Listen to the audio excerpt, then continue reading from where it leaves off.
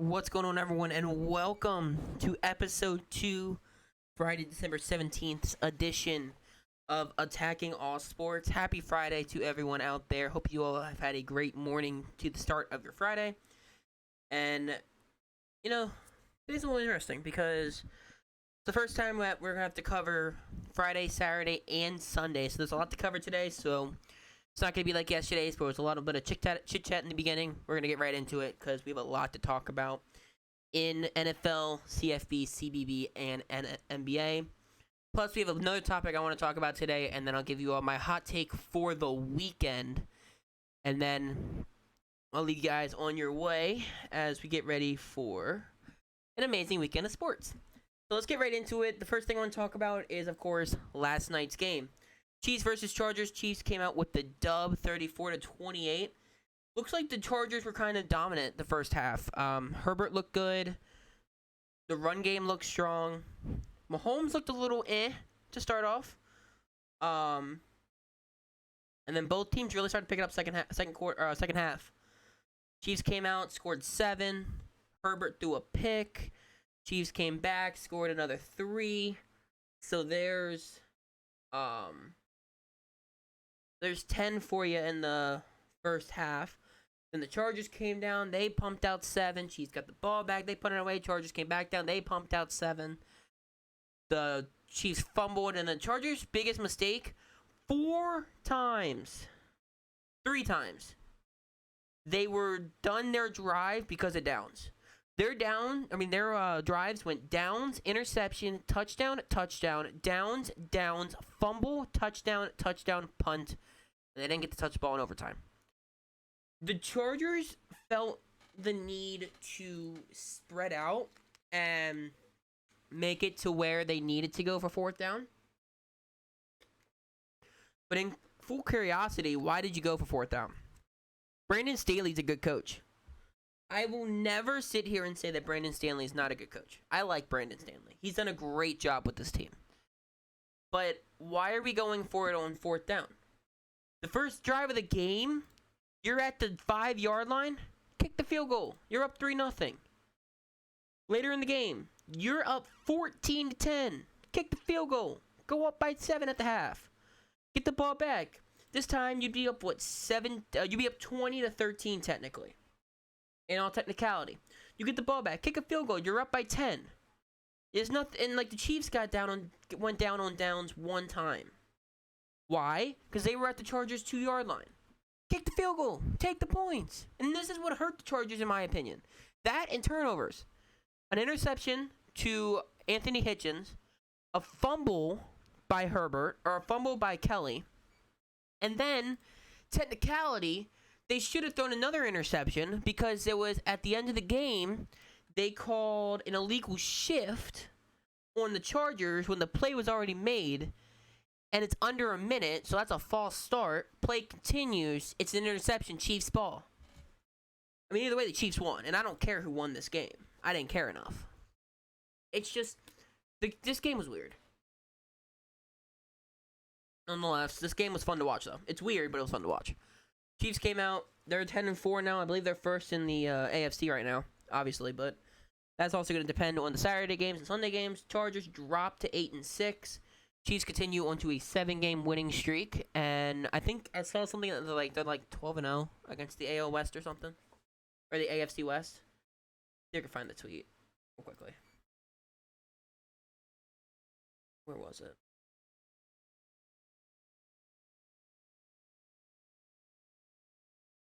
Let me see if I can find the tweet real quickly.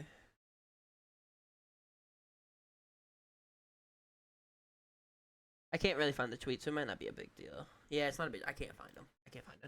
Nonetheless, so that's my feelings on the Chiefs-Chargers game. I feel like they both played well. Mahomes threw for over 400 yards on 31 completions on 47 attempts, had 3 touchdowns and an interception. Herbert played a great game. I said yesterday that I didn't know about Austin Eckler. I said that Justin Jackson might step up, and he did. 13 carries for 86 yards. Eckler did play, though. And then Travis Kelce, Tyreek Hill both had 100 and almost 50 yards. Tyreek had like 148. Kelce had 191. Keenan Allen had a good game. It was a good game all around. The only person I don't think had the greatest of games was Mike Williams. 9 targets, 3 completions. Little But both teams played well. They gave us a good game. That's what we won on Thursday night. So it was a good game. Now they can rest up and get ready for next week. Speaking of weekends and week 15, let's talk about the games this weekend. So, we'll start with the Saturday games. Raiders-Browns, I think that the Browns lose this game for the main reason of they are having so many COVID issues, it's not even funny. Between Baker Mayfield's not playing. They're having Nick Mullins start at quarterback, it looks like. No Mayfield. They're having major COVID issues. No Landry. They have, as of Thursday, 18 players on the COVID-19 reserve list. And they need to win this game. Case Keenum tested positive, so it looks like Nick Mullins is starting, like I said. The Raiders don't really have any issues except for Darren Waller's not playing. Denzel Perryman and Trayvon Mullins all been out. Carl Nassib's on the questionable. Browns are missing Ronnie Harris Jr., Greg Newsome, Malik Jackson. This is going to be a tough game for both teams. I still think they're going to put on a good show. Expect Hunter Renfrow to break out in this game. And then we have probably the game of the week. Patriots, Colts, Mac Jones versus Carson Wentz. Sorry, my voice is going away. They have Indy winning this game. I agree. I think Indy does win this game. You got arguably the best running back of the year in Jonathan Taylor going up against one of the best offenses of the year. They have the Pats winning this game. My bad. But Mac Jones has had a good year. Damon Harris having a good year. Kendrick Bourne's been insane. Michael Pittman, Jonathan Taylor's been insane for the Colts. Colts have a great defense. Darius Leonard's had an underrated season that no one is talking about because everyone's talking about Bobby Wagner, TJ Watt, and all that. Darius Leonard's having a great season. I do think that the Patriots might be losing Damian Harris and Brandon Bolden, so it might be Ramondre Stevenson being the running back, which is still a good running back. So, both those games are going to be fun to watch. I recommend watching Colts-Patriots, if anything. Raiders-Browns could be a little less fun to watch. Let's move on to the Sunday games. Panthers Bills. If the Bills do not annihilate the Panthers, there is something wrong with that Bills team. By the way, Stephon Diggs is going to hit 1,000 yards this week. He only needs like 28 yards. But if the Bills do not annihilate the Panthers, something's wrong. Cardinals, if they do not annihilate the Lions, something is wrong. And if Kyler Murray does not have over 300 passing yards and over 100 rushing yards, something is wrong. Jets, Dolphins. I feel like the Dolphins should win this game, but I feel like the Jets will probably upset. So this one's weird. Cowboys, Giants. I'm pulling for the Giants, obviously. For the main reason of I need the Giants to win so we can stay in NL East contention. Washington Eagles, one of the big games. Winners in the playoffs, losers out for right now. Excuse me.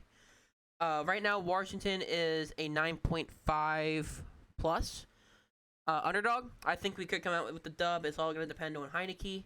If Heineke doesn't play, I don't really trust Kyle Allen. I kind of wish if Heineke doesn't play, we just put in Jordan Tamalu, the guy from Ole Miss. I don't trust Kyle Allen. Eagles, of course, it's all going to depend on their quarterback as well. Is it Gardner Minshew or is it Jalen Hurts? But expect Gibson to have a good game. Titans, Steelers, that's an even line. I agree. Top offense. Titans are still without Derrick Henry, but what's his name? Dontrell Hilliard is still balling out. This game could go either way. Texans, Jaguars. Who cares? Bengals, Broncos. Bengals should win this game. Joe Burrow should have a good game. Joe Mixon should go off. And Jamar Chase. I kind of expect T. Higgins to go off a little this game as well. Yeah. So, Bengals should win that game. 49ers should beat the Falcons. The Rams and Seahawks game, that game just got boring. Because the Rams have so many issues with COVID, it's not even funny. It's bad how bad they are. And the Seattle is still not the team they once were. Russell Wilson's starting to show a little bit of decline, I feel like. And Pete Carroll might not be the head coach by the end of the year. So the Rams, if they win this game, great. If they don't, I fully understand. Packers, Ravens. This game's all going to depend on who plays their quarterback for the Ravens. Lamar did not practice yesterday with a sprained ankle. I don't know if he's going to practice today. The Packers, Aaron Rodgers has been a dog. Devontae Adams has been a dog. Aaron Jones has been a dog. That defense has been dogs. The Packers just look like one of the best teams in football. And then the Saints, Buccaneers. Bucs should win with ease. Vikings, Bears. Vikings should win with ease. So nonetheless, there's not that many upsets I can see this week, but there is a lot of playoff contention this week that could happen. So I recommend you pay attention to the NFL so well this week and pay attention to playoff predictions. Watch as many games as you can, and if you are in the playoffs of your fantasy football team, good luck. Good luck to all of you. I wish everyone but the best, and wish me luck too, as I'm going up against a guy who has a stacked dynasty team.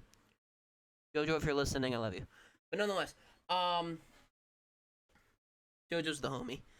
Let's go ahead and talk about what's going on later today that I'll be live for. Happy bowl season, ladies and gentlemen. It is finally my favorite time of college football year, the bowl season. First game is at 12 o'clock Eastern, 9 o'clock Pacific. It is Middle Tennessee versus Toledo in the Bahamas Bowl, and your boy will be live for the game. I've been waiting for this for the longest time. If you don't know, over on my Twitch, same name as the YouTube, I do stream IRL games. Yesterday, we streamed the Appalachian State versus Duke game. Had a lot of fun with it. Had to get off a little bit early, but had a lot of fun with it. And since this game is at 12 o'clock, there are no restrictions of me being too loud or anything like that. I can be as loud as I want. Well, not as loud as I want, but I can be a little loud. So, and if y'all know me, y'all know I love college football. You know I get into it with college football, especially my Buckeyes. I got the Buckeye shirt on right now. And then Northern Illinois does play Coastal Carolina tonight. One thing I will say is that when it comes to these first couple of bowl games, I'm not going to know everyone for the main sense of, like, I don't watch Liberty, who plays tomorrow. But I'm going to because Malik Willis. I'm hoping Malik Willis does play tomorrow, by the way. But nonetheless, I recommend watching these games, man, because you're going to see players who's probably going to go 6th, 7th round. And it's also fun. These bowl games, they're fun. People playing these bowl games with heart because they want to win and finish the season strong.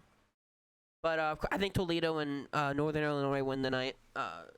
Northern Illinois has a running back. His name is Jay Ducker. He's a freshman. He's a dog is what he is. He's a dog. And then, of course, we have 6 games tomorrow.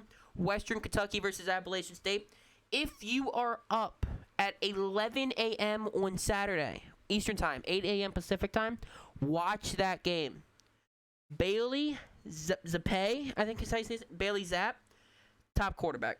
Such a good quarterback. And I'm not saying from a statistical analyst side. He is a good quarterback. He's going for Joe Burrow's record. He's 5 touchdowns away from Joe Burrow's record. And in his college career, just to put this out there, every year he's had at least 10 or more touchdowns to interception ratio. This year, he had 56 touchdowns so far and 11 picks. Western Kentucky is going to upset Appalachian State. UTEP versus Fresno State. Just give Fresno State the win. I don't care. BYU should beat UAB. Liberty versus Eastern Michigan. If you are looking to look into Malik Willis, I recommend watching that game. If Malik Willis does play, he hasn't announced anything yet. Utah State versus Oregon State. I think Oregon State wins.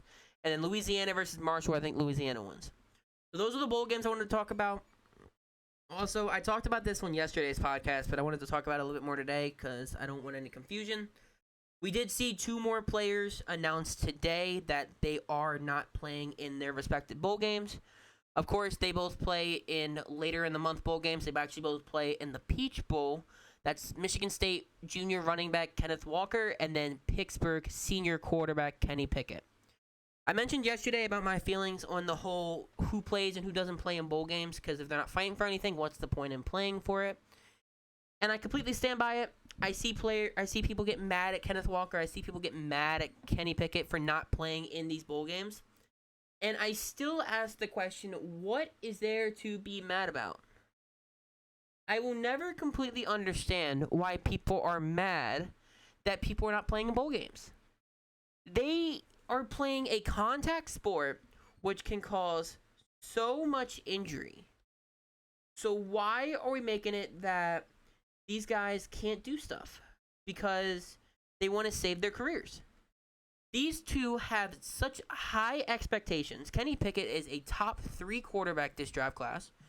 Kenneth Walker is a top 5 running back this draft class. They both are insane players who I think can make NFL debuts like crazy. Kenneth Walker literally reminds me of Jonathan Taylor. So why not take these guys and put them out there to strengthen themselves off the field where they can't really get injured. That's my way to talk about it. I'll talk about it more when we get closer to closer games, and you can see a lot more players dropping out. I'm still waiting for Chris Olave and Garrett Wilson. I don't think they're playing. But we're going to shift gears to one of the main parts of the section today. That's always going to be a Friday main part, which is college basketball. We'll start with the Duke Appalachian State game that was last night, and what a game. It was a good game. The score does not show how well Appalachian State played. The score just shows how good Duke is. Duke played a great game. I did have a couple issues with the refs, but the game deficit was like 25. So there was no big deal if the refs called it or not. There was one play. It was a shot up for Appalachian State. It was off the front board, off the front rim, and it hit the backboard and went in. But it looked like it hit the shot clock, but it didn't. It was weird. But a couple things we learned from this game. AJ Griffin is a star off the bench. If he doesn't get drafted this year, I say he transfers. Goes to be a star. Who else? Trevor Keels is a bucket. Jeremy Roach is a bucket. Paulo is a very good player, just needs to control his temper a little bit. And then Wendell Moore Jr. is a bucket. Dude shot 4 for 4 from 3 and 8 for 11 from the field. This Duke team is amazing. I think this Duke team can go all the way. And then Appalachian State looked good too. They are still fighting. They're 6-6 right now. Is it Michael O'Monesi? Yeah, Michael O'Monesi looked really good. The senior, the starting guard for them. So did Justin Forrest, whose dad was actually like the 1993 ACC tournament MVP or something. Same thing with Donovan Gregory. He looked really good too, depending on what his stat line says. He played really good defense. So did RJ Duhart. Nonetheless, this Appalachian team, if they make it to March Madness, they might make a good run, in my opinion. But let's talk about this weekend, because this weekend we have a lot of games. So, one ranked game tomorrow, Villanova versus Creighton. Of course, you get to see one of my favorite prospects in Colin Gillespie. And then the Basketball Hall of Fame shootout is this weekend as well, if you know that tournament. You can find that on any of the ESPN stuff, I believe. Looks like there's no other big games this weekend, or this Friday, but this Saturday, whoo, baby, we got games. Purdue versus Butler, Jaden Ivey versus Butler.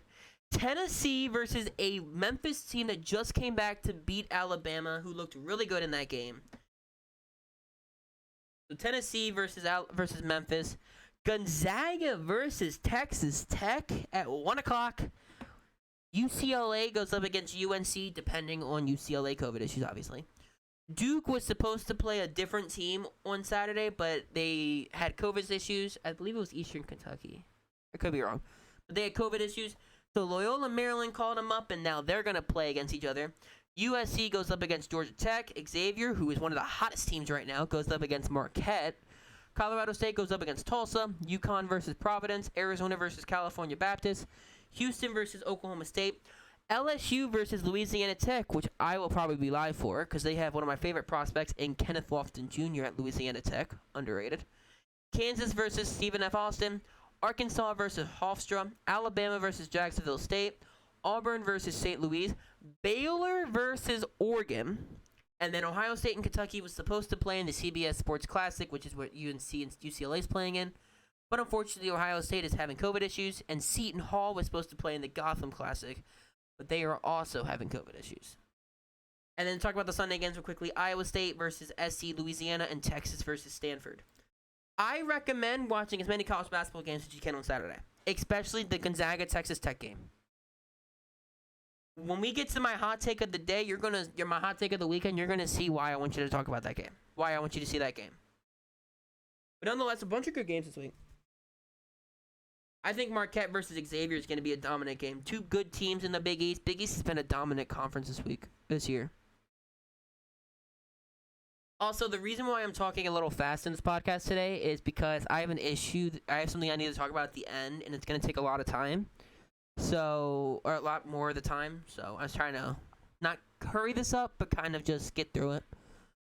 Let's switch over to the NBA. Plus, with the weekends, you have to cover everything, and I'm trying to keep it to around 30 to 45 minutes, so it's not too long. But let's talk about the NBA real quickly. A couple games last night. Nothing too insane. Pacers beat the Pistons 122 to 113. Karis LeVert dropped the 30 bomb. Nets beat the 76ers 114 to 105. Kevin Durant and Joel Embiid both dropped 30 bombs. Daniel Tice played a great game for Houston, as Houston unfortunately did lose to the Knicks. My hot take was Houston was going to win that game. 0 for 1 so far in the hot takes. Emmanuel quickly had 24, though. Wizards, Bradley Beal came back and just couldn't get it done against the Suns. He had 26. And the Suns' top scorer was JaVale McGee. That's an issue. Yeah, Devin Booker didn't play. Still, that was a good game. All good games all around, though. NBA season's still young. This Friday, you can see a couple of decent games. I think the big one is Warriors-Celtics. Lakers-Timberwolves is going to be good, too. Lakers are without a lot of players due to COVID. They are also having a COVID issue. Saturday, there's not really that many good games to talk about. Clippers-Thunder I like because of the Thunder. But Warriors-Raptors, Wizards-Jazz. And then Sunday, another big game in Trailblazers-Grizzlies, I believe. Dame versus a jawless Grizzlies. Nuggets-Nets, Lakers-Bulls if they play. 76ers, Pelicans, Mavericks, Timberwolves, Hornets, Suns. This weekend has some good basketball if you can get around to watching it. I know around the holidays time it's kind of hard to get into it, so keep that in mind. But now, let's go ahead and get into the big thing that I wanted to talk about and take a little bit more time out of this podcast to do. So, let me just move closer a little. One thing we have noticed recently when it comes to sports is that us as fans, we sometimes take it a little selfishly, how we take sports for granted.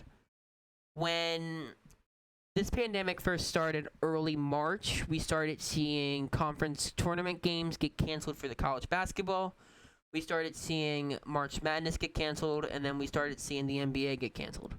As a Thunder fan, I remember when they were getting ready to play the Jazz. I was excited because that next game on the 15th, my parents got me tickets. So we were supposed to go to that game, and the 12th I turn on the game and I find out that they're not playing, and then I find out that the complete season is on hold. Now you all know how big of a sports fan I am. I live and breathe sports. When I'm not doing the podcast and I'm not recording videos, I'm sitting here, I'm watching games on TV, or I'm watching interviews, or I'm watching highlights. Shout out Scouting Report on YouTube. Or I'm talking to people about sports, or I'm reading articles. I'm always doing something with sports. And when there was no sports, it hurt, because the only sports there was the KBO at 5 a.m. in the morning Eastern time. And I was a fan of the LG Twins. But there was no MLB. There was no NBA to watch until the bubble. MLB didn't come back until July, or June or July. There was no good NFL because the fans make it. The NFL still played. NHL was okay. College football, you had to make sure that your team was actually playing. As a Buckeye fan, we only played 6 games that season and still made the CFP. And I know everyone had issues with it, and then we go back and look at it, and all the COVID issues was not our fault. Even in our conference championship game, we had an issue where we almost had a forfeit. That one was our fault. But, and I think we're starting to see it again. I think we're starting to see that issue again. College basketball games are being canceled because of COVID. NFL players are catching COVID left or right. NBA players are catching COVID. I don't know how it is on the NHL side because I don't really pay attention to the NHL. And then the MLB's on lockout right now. It's looking like it's not looking good. The NBA has addressed it on their part. They have come out with an article that I recommend you technically read. If you follow SportsCenter or Woj on Twitter, I recommend going to that link that they post talking about increasing daily testing and face mask use for players and staff. I honestly don't like where sports are going right now through what's going on in this pandemic. Please remember that these sports are a privilege to watch, and these guys have jobs, but their health comes first. it kind of makes me a little bit upset when I go on Twitter and people say that, oh, we might not have an NBA season for a little bit because of the issues, and people act like these athletes are supposed to do everything for us for our entertainment. This is their jobs. This is what they do for money, and they do it for their love of the game. But remember that they have families. Some of these guys have kids. Some of these guys might even have grandkids. I don't know. But they have nieces, nephews, brothers, sisters, moms, dads, grandparents, great-grandparents if they're still alive. It's all coming down to these guys have families, and they're going to do what's best for their family. I remember when the 60-game season happened, and Buster Posey was catching a little bit of drift because he said he wasn't playing due to the fact that he just adopted two daughters, or two twins. And that's the issue because, well, as a family, he couldn't see his family. Some of these players have given up the sense to see their family to go play for us and to go play the game they love. I mean, the NBA wouldn't let players leave the hotel room half the time because they couldn't do anything. Because they had to play games and they had to make sure they stayed quarantined. College basketball almost didn't have a season this past season because of it. And when there was March Madness, they still had an issue where a team caught COVID and had to forfeit their March Madness run. It's still a thing. These guys are a point of our entertainment, and we love watching these guys play every single day. But they are still people. They have families. Just keep that in mind when you guys are talking about these. Especially for the college guys, these guys are kids. They're struggling enough in their life with college and balling. So keep that in mind. Just wanted to put that out there. I hope you all enjoyed episode 2 of Attacking All Sports. If always, leave a like on the YouTube video. Comment anything that you had to say about the podcast. All feedback is respected, negative or positive. It helps the podcast. Subscribe to listen to this podcast every single Monday, Tuesday, Wednesday, Thursday, and Friday. I hope you all have a great weekend, and I will see you all Monday for episode 3. Peace.